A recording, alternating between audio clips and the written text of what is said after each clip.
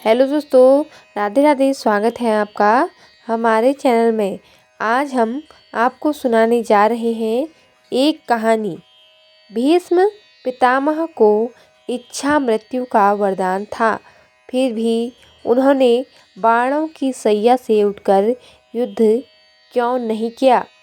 तो दोस्तों, वीडियो को शुरू करने से पहले हमारे चैनल को सब्सक्राइब ज़रूर करें और एक लाइक भी ज़रूर करें। तो चलिए कहानी को शुरू करते हैं। भीष्म इच्छा मृत्यु चुन सकते थे और वो जब तक चाहते तब तक युद्ध भी कर सकते थे, लेकिन जब उन्हें बाणों की सैया पर लिटाया गया तो उन्होंने अपने प्राण त्यागने का इंतज़ार किया। केवल इतना ही नहीं, उन्होंने आगे युद्ध में किसी भी प्रकार से भाग न लेने का फैसला किया। आखिर क्यों? चलिए जानते हैं।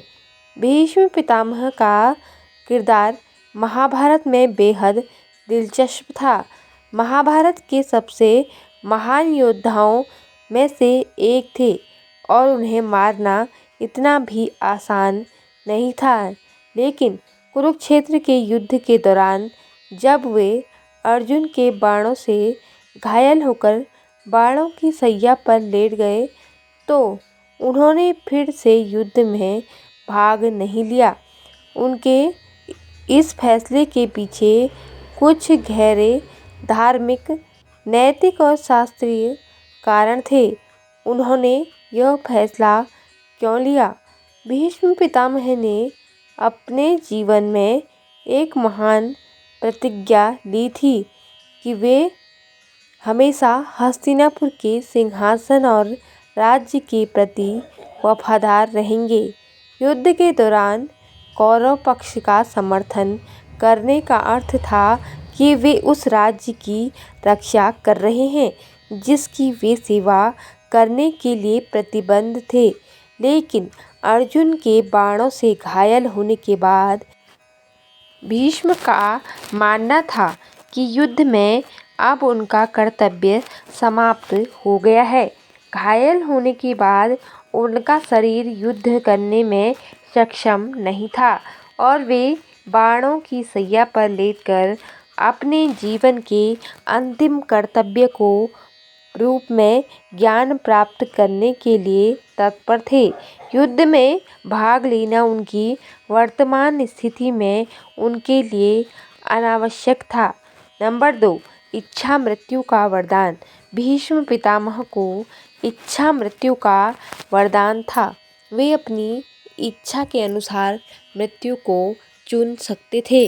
बाणों की सैया पर लेटने के बाद उन्होंने अपने शरीर को उस स्थिति में रखा जहां वे केवल प्राण त्यागने के लिए नहीं बल्कि अपने समय का इंतजार कर रहे थे। उन्होंने माघ मास के उत्तरायण काल का इंतजार किया, जिसे हिंदू धर्म में आत्मा की मुक्ति के लिए शुभ माना जाता है। नंबर 3, धर्म और आत्मचिंतन। भीष्म धर्म और नीति के महान ज्ञाता थे। उन्होंने युद्ध में शामिल होने के लिए धर्म का पालन किया, लेकिन बाणों की सैया पर आने के बाद उन्होंने धर्म के एक और आयाम को अपनाया: ध्यान, आत्मनिरीक्षण और ज्ञान का प्रसार। उन्होंने यह महसूस किया कि अब उनका उद्देश्य युद्ध लड़ने के बजाय दूसरों को धर्म और जीवन के सत्य का उपदेश देना था। बाणों की सैया पर लेटे हुए भीष्म ने पांचों पांडवों को धर्म, राजनीति और जीवन की नीतियों के परिचित शिक्षित कराया। यह उनके जीवन का सबसे महत्वपूर्ण योगदान था। यदि वे युद्ध में फिर से शामिल होते तो उन्हें यह अवसर नहीं मिलता। नंबर 4, युद्ध में उनके लक्ष्य की पूर्ति। भीष्म ने युद्ध के दौरान अपनी पूरी क्षमता के साथ लड़ाई लड़ी। लेकिन जब उन्होंने देखा कि कौरव पक्ष धर्म के विपरीत कार्य कर रहा है और अधर्म के रास्ते पर है, तो उनके मन में धर्म संकट उत्पन्न हुआ।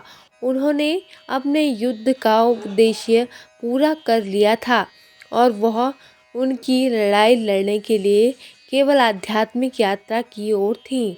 घायल होने के बाद उनका शरीर युद्ध करने में सक्षम नहीं था और वे बाणों की सैया पर लेटकर अपने जीवन के अंतिम कर्तव्य के रूप में ज्ञान प्राप्त करने के लिए तत्पर थे।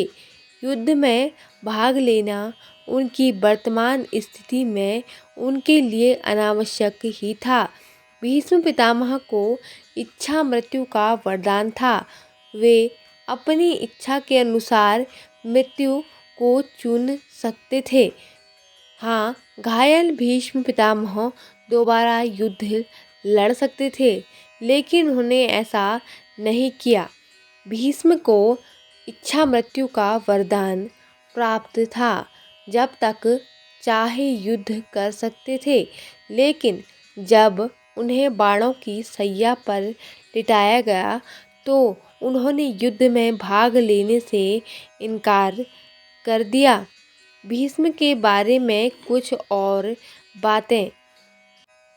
भीष्म के पिता ने उन्हें वरदान दिया था कि जब तक वे न चाहें उन्हें मारने की जरूरत नहीं है।